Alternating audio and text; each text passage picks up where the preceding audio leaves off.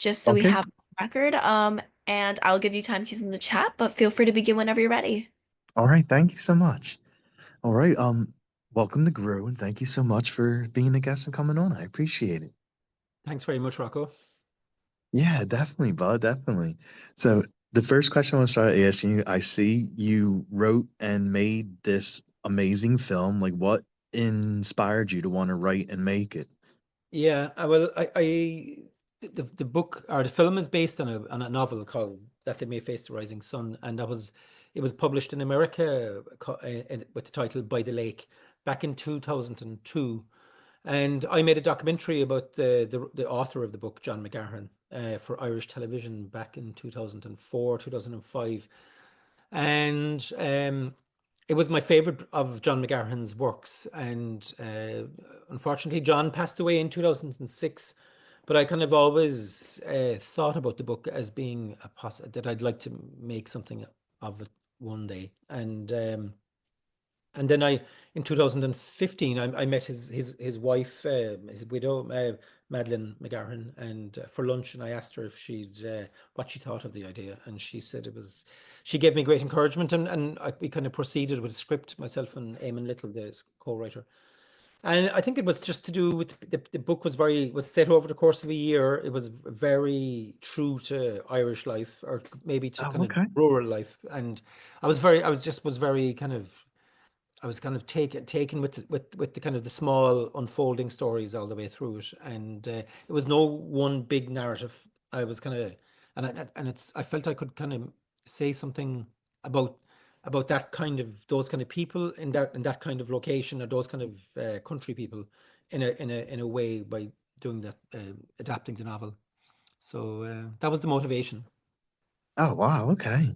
And I know like the film is and the book is set in the set 70s. And what did you love most about that era there, like the 70s era, Yeah, I mean, Ireland? I think the 1970s in Ireland, and maybe everywhere, but especially in Ireland, was a big kind of, it was an interesting time that there was a lot of outside influences coming in.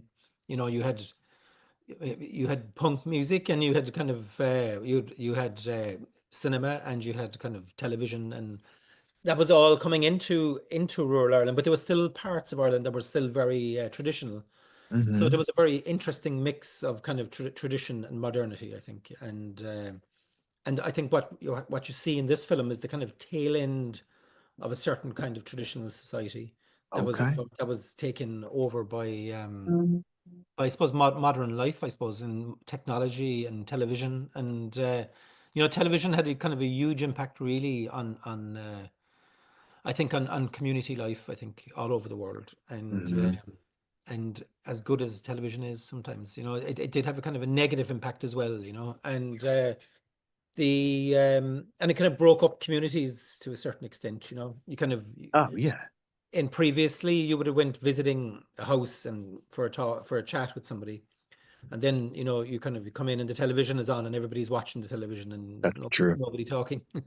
Well, No, you're it's even absolutely changing right. from that now. I mean, even television, everybody sitting down watching television together seems quite quaint now. It's kind of old fashioned almost. Yeah. So yeah, I mean that was an interesting time, and I think Joe and Kate, they're coming back to Ireland into that rural traditional community, but they've seen a Hmm. lot of the world, through living in London and Germany, and so it's a kind of a combination of that kind of traditional and modern life, I think, and I think Ireland had a very rich tapestry of life that time in the 70s. Oh, yeah. Like, what areas did you wind up shooting at? Like, I mean, I know it's In filmed Ireland. in Ireland. Like, did you shoot it like a bunch of different places, or was it like all Mostly in in the mostly around, rural? yeah, mostly around kind of Galway Mayo border, and it was around the Lakelands, around just outside Galway, about an hour from Galway city, and it was all kind of around. We might have used three or four different lakes in the film, but it was all set around a 10-mile radius, and the place was called Loch Nafui is the name of the place, the Oh valley. wow. Clonbur is the name of the village, but it's a place that isn't very well known in Ireland. Actually, like a lot of the crew who worked in the film had never been there before. And Ireland's a very small place, but there's so many roads and so many valleys and so many um, lakes that it's just one of those places that's off the beaten track, Yeah. and in a way, then because of the telephone in the film, there's no telephones in the film, so you couldn't shoot in places with telegraph poles and all that, and Gotcha. too much Yes. modern life, and that place was a little bit more. I suppose less densely populated, so there was more. It was more old fashioned, I suppose, to a certain extent. And the film definitely shows like what the simple life is, like you were saying, no television, no phones, and mostly like farm life, and everyone seemed closer because like they didn't have something to watch. They had to talk to one another for entertainment. And Yeah.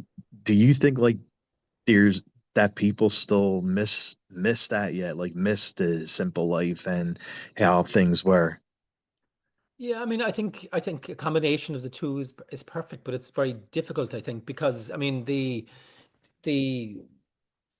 uh, I mean, sometimes it's very hard, difficult to romanticize those times. You've got better healthcare Yeah, yeah. now, but everybody's kind of obsessed with their health, as and I'm not sure that's a good thing. Yeah, I wouldn't like to romanticize it, but I do think there's you kind of you definitely lose something of the connection with people, and I think I grew up in a world that was kind of very similar to the film in many Oh, ways, okay. even though maybe I was probably more influenced by or you'd be exposed to things like music from America and England and Scotland, and I think those are kind of influences that once you hear those influences, it's very hard to kind of go back to a kind of traditional life. You know what I mean?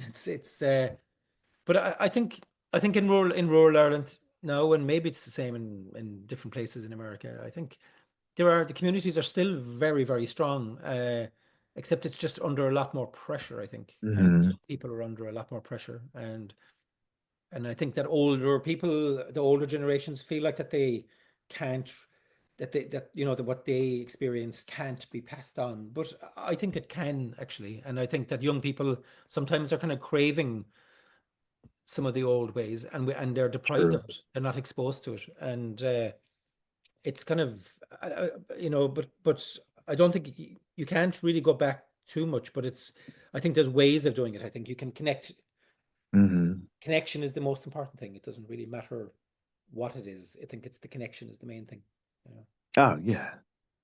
And is you you found like this really great cast for the film, and Mm. how did you wind up casting them? Yeah, I mean, what we did actually was we got actors and maybe 10 actors and sat them around a table, got them to read the script, called one or two back, did another 10 actors or another 8 actors, and then that's how we kind of cast. And that's a lot of the characters were found like that. Some of them there was one actor maybe who was a non-actor, and I met him. He was telling a story in a pub one night, and I thought he looked exactly like that's the character of Jamesy, and Okay. he was at a storytelling night, and or he was at a singing night. There was singing going on in a pub, and he told a story. And I thought he was very like the character in the book, and I approached him, and he hadn't acted before, but he had read the novel twice, and Nice. so that was kind of fortuitous. And then Joe, like the character who plays Joe, Barry Ward, I mean, I met him for a coffee, and I think I asked him to be in the film after having the coffee with him. It was, and I was very happy to get him. So it's a combination, but I think if you get the casting wrong, you're finished. Really, casting is so important. Okay. Yeah. And I mean, without giving a lot away about the film, is there any scene that you you loved shooting the most? Well, even though it was a difficult scene and it's a bit morose, but I think the wake scene, the scene where the character is the funeral in the house, I think that was kind of my Hmm. favorite scene. And just in terms of trying to capture the textures and the colors and the feeling of the room and the prayers and the kind of the ritual actually is what it was kind of I think I suppose ritual is always a really cinematic thing, you know, and to capture and trying to recreate that authentically and feeling like actually when I'm looking through the monitor, I can see that it's working, and that was really kind of, and the intensity of laying the body out as well was kind of, it wasn't enjoyable to shoot, but it was, you knew that it was powerful when you were doing it, you know. And Okay. but then and as a contrast to that, then the wedding scene, I suppose, is kind of, you know, was fun, you know, because you've Yes. you've got 75 people in a room, and we're just shooting, we're shooting for 5 or 6 hours, people dancing and you know, and it was great fun, and it looked very authentic as well. You know, it kind of felt authentic on the day. You know, and so that was good as well. And you know, it's the easiest thing in the world is to kind of maybe one character like Joe doing the writing scenes. I mean, there's a lot less pressure on that, so you kind of Well, enjoy yeah, them because it's exactly. kind of, it's like documentary as well. You know, it's very manageable. You know, sometimes the big scenes are very stressful when you're making a film. I think most film directors mustn't suffer from stress. I don't know. I kind of find the bigger scenes kind of more they're, well, you know, they're just kind of, there's so much can go wrong, you know, and but you know, there's the other side of it is that there's so many good people working on the film and everybody's working towards the same goal. So it's kind of, it always works out in the end, I think, you Okay. I mean, hey, after shooting that that big scene, if anyone's getting married now, they can hire you to shoot weddings, right? know. Yeah, I mean, I've heard that from people, is that people want their wedding videos now to look like a documentary, you know, Oh kind of, my God, that's so funny. yeah. There's an opening for somebody, you know, just to kind of, it all has to be, it has to be like as if it's an observational documentary. So, you know, Yeah, yeah. nice, nice. But I don't think I'll do that yet. I think there's more money in that than film, you know. You know, there probably is because people Yeah, get married all the time. yeah, yeah, So there, there probably is more in that. yeah, yeah. Where are you based, Rocco, actually? Where are you? Philadelphia. Philadelphia, okay. Yeah, yeah. I'm born and raised in Philly. Okay. Did you have good American football this year? Was that Philadelphia? Did they? Yes, yes. Yeah, They went and won the whole yeah, thing. The Philadelphia eat the Eagles. yeah, yeah, yeah. Big. Yeah, I saw some of it. Yeah, in the middle of the night. Yeah, it was pretty wild here too. Like we had a lot of people that didn't live in Philly too that came and went on Broad Street and partied and Yeah, jumped on cars and climbing up poles and yeah, it was a mess. right. Yeah, you have to enjoy that when it happens because it might never happen again. That's true. Yeah, Yes. yeah. And you know, like I said, like this film definitely focuses on the really good life, the simple life. And Mm, in this world now, like we have everything. Like you pick up a cell phone, you could do whatever you want with it, a laptop, a tablet, like anything you mm. want, you can get now. Yeah, But it seems like more people are more the press now and they have like everything in their hands. Like why do you think like people are more in like a more sad mood and having everything compared to not having everything when you had the simple life? yeah. I mean, it's a very complex question, a good question, and you know, I'm sure there's lots of books written about it. Um, I do think it comes back to connection. I think, I think we're kind of wired for connection. I think, and I think we're being kind of, without knowing it ourselves, we're kind of being deprived of it because of technology, and it's Yeah. happening with families and it's happening within communities. And the more worrying one, I think, is probably families in a way. Is that you kind of three or four people in the one room, but they're all on their separate devices. And it's just not good. And I think kids are being sold short. I think Hmm. I mean, it really does have to come. It'll have to happen that telephone. It has to be like cigarettes or alcohol. It'll have to be banned eventually. I think and for kids, because it's having a very bad impact. Oh yeah. But it's bad for adults as well, and adults can talk about children, but it's the adults are kind of giving the phones to the children. So it's kind of it's I I I don't know. I think it's as you say, it's a very complex question, but I think we're I think everybody who experiences connection in a kind of a way like that, say a night out where everybody's you know feels in close proximity to each other and kind of and talking to each other.